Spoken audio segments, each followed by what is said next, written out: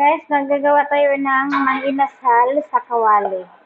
Lagyan ko ito ng gingerbread, garlic, and ginger, soy sauce, sugar, at black pepper. So, ngayon guys, maglalagay tayo ng kalamansi.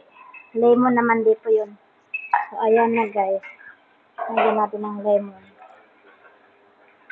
Tapos, yung ano natin guys, yung manok natin, i-marinate natin yan guys, dito.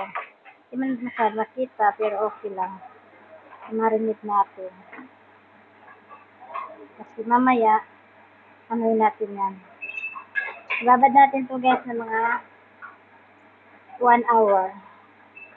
Nasadya ko yung mag 1 hour guys. Depende sa inyo guys, kasi totally siguro naman to half 30 minutes.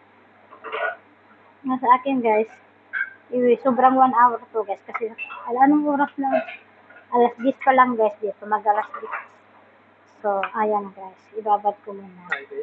Thank you for watching guys. Ayan ang cooking namin guys. So, ayan guys, naibabad ko na.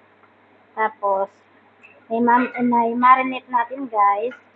So, mamaya guys, babalikan natin. Balikan natin guys. Okay.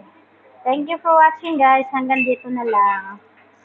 Kita niyo guys, i-marinate na natin.